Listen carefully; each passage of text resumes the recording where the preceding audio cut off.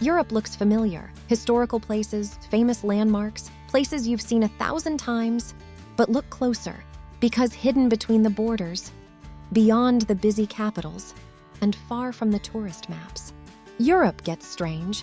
There are villages cut in half by international borders, islands where almost no one lives, places where geography created accidents of history that still exist today, and most travelers drive right past them. Today, we're exploring some of Europe's most unusual places, remote, unexpected, and quietly fascinating. Take a breath and let's begin. Baarle, between Netherlands and Belgium. At first glance, Baarle looks like a peaceful small town, but under your feet, the border is everywhere. This single community is split between Belgium and the Netherlands in one of the most complicated border arrangements in the world. Not one clean line, but dozens of enclaves, inside other enclaves. Some houses are literally divided between two countries. In Baarle, the country your home officially belongs to can depend on where the front door is located.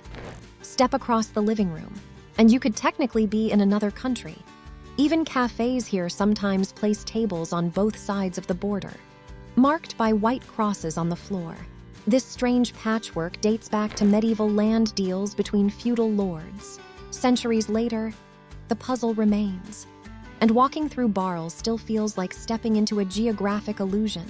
Far out in the North Atlantic, halfway between Norway and Iceland, lie the Faroe Islands, politically part of the Kingdom of Denmark, but geographically and emotionally, they feel like another world. Steep cliffs drop into dark ocean. Weather shifts in minutes, and some villages sit so isolated, you wonder how anyone settled here at all. One of the most remote is My Kind's Island, home to only a small number of permanent residents. In winter, it can feel almost cut off entirely. But what makes the Faroes truly unusual is adaptation. Grass roofs help houses withstand the wind. Roads disappear into fog, and the ocean shapes daily life. This is Europe, at its wildest edge. Now imagine standing in Italy, while everything around you feels Swiss. Welcome to Campione d'Italia, a small Italian town completely surrounded by Switzerland. This is known as an exclave, and its origins go back more than 1,000 years.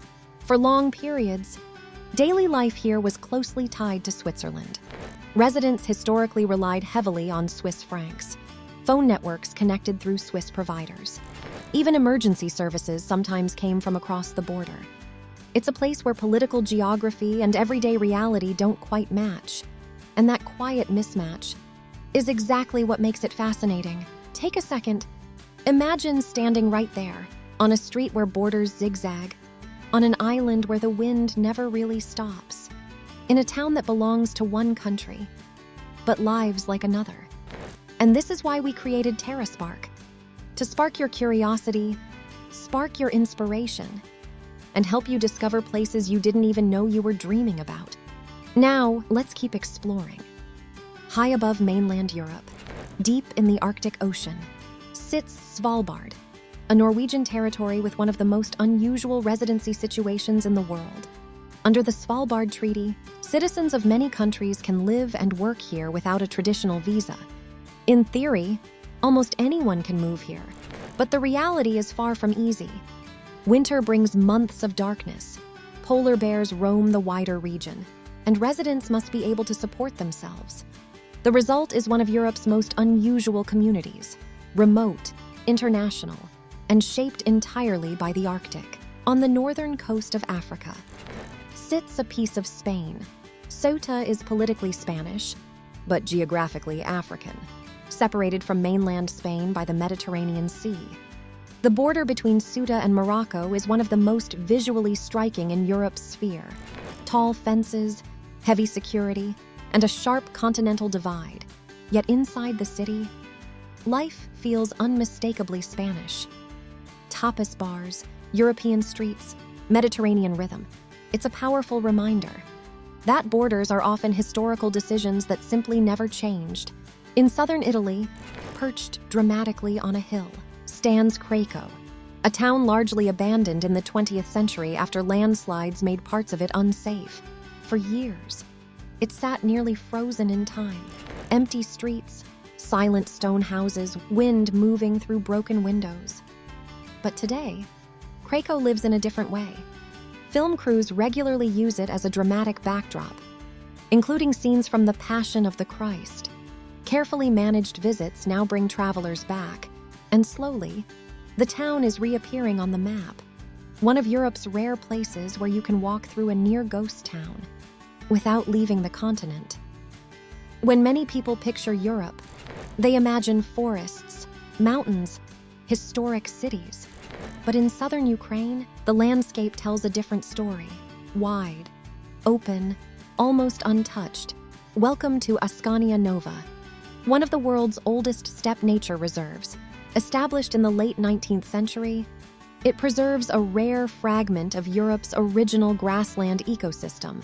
What makes it truly unusual is that parts of the reserve have never been plowed or farmed. Visitors see something remarkably close to Europe's prehistoric natural landscape. Wild horses roam the plains, rare antelope graze the horizon, and in spring, wildflowers stretch for miles. Not far from here, another surprise appears. Southern Ukraine is home to several pink salt lakes. Their unusual color comes from salt-loving algae and microorganisms, thriving in mineral-rich water under the right sunlight.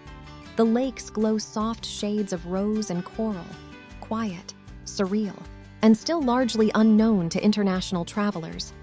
In northern Italy, there is a lake that hides a village beneath its surface.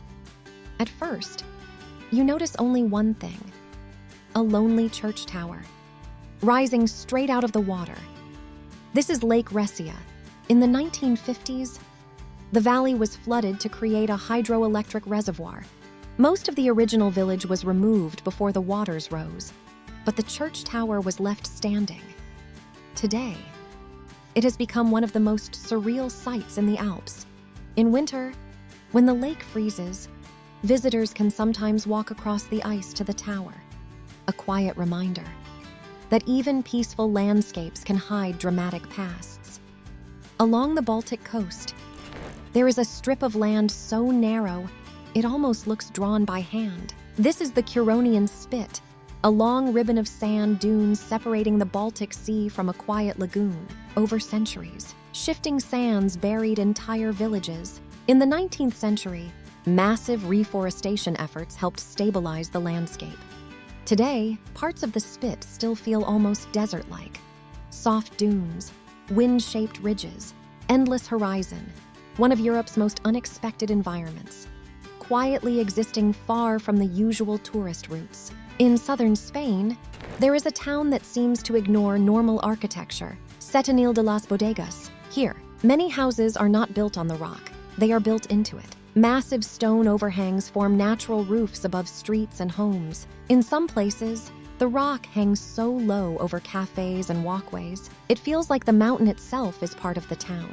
This unusual design dates back centuries. Locals used the natural rock for insulation, cool in summer, warmer in winter.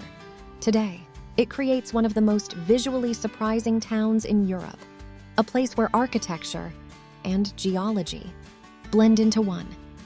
Off the west coast of Scotland lies a small island with an unusual modern story, the Isle of Eigg. For centuries, the island passed through various private owners, but in 1997, something remarkable happened. The residents themselves bought the island together. Today, Eigg is community-owned, one of Europe's most famous examples of local land reform. The population is small, the landscape is wild, and the island now runs largely on locally generated renewable energy. It's remote, windswept, and quietly revolutionary. Proof that sometimes geography isn't the only thing that shapes a place. In central Italy, perched on fragile volcanic rock, sits Civita di Bagnoregio, often called the dying town. Over centuries, erosion has slowly worn away the cliffs beneath it. Today, the historic center is accessible only by a long pedestrian bridge. The permanent population is tiny, and preservation experts continue to study the fragile landscape surrounding it. Yet despite its position, Civita remains breathtakingly beautiful. Golden stone, narrow streets, endless countryside views, a place suspended between past and future. Holding on, one season at a time. In eastern Romania, there is a lake that looks almost unreal. Locals call it the Bear Lake, but what makes it unusual isn't the name, it's the water. This is Lake Ursu in Ceuta, and it is one of Europe's rare heliothermal lakes. That means the deeper water stays unusually warm, even when the surface feels cool. The secret lies in the lake's structure. A layer of fresh water sits on top, trapping heat in the salty layers below. In summer, temperatures at depth can become surprisingly high. For over a century, people have come here believing the mineral-rich water may help with certain health conditions. Whether for science or relaxation, it remains one of Europe's most quietly unusual natural phenomena. High in the Swiss Alps, there is a village that disappears every winter, not because of weather, but because of policy. Welcome to Albinen, Switzerland, a small mountain village that made headlines for an unusual reason. In recent years, local authorities offered financial incentives to attract new permanent residents. Why? Because like many remote alpine communities, population decline had become a serious concern. To qualify, newcomers must actually live there long-term. Not just buy a holiday home, it's a modern reminder that in some parts of Europe, the challenge isn't overcrowding, it's keeping villages alive at all. Quiet streets, mountain air, and a community determined not to disappear. And finally, in the middle of the Mediterranean, there is an island where time feels strangely paused. Gozo, the quieter sister island of Malta. What makes Gozo unusual is not isolation alone. It's rhythm. Life here moves noticeably slower than on the main Maltese islands. But there is also something else that draws geologists and historians alike. Gozo sits on limestone foundations that have been shaped by wind and sea for thousands of years. Hidden sea caves, natural arches, and dramatic coastal formations define the landscape. For decades, one of its most famous features was the Azure Window, a massive natural arch that stood until it collapsed during a storm in 2017. Even without it, the island still feels quietly timeless, a place where the Mediterranean feels just a little less hurried and a little more mysterious. Europe isn't just famous cities and crowded landmarks. Sometimes, its most fascinating places are the quiet ones, the strange borders, the remote islands, the landscapes few travelers expect, places that remind us geography is messy, history is complicated, and the map of Europe still holds surprises. So, which place surprised you the most? Tell us in the comments. And if you love discovering the Europe most travelers never see, subscribe and join the next TerraSpark adventure. Until next time, keep exploring and stay curious.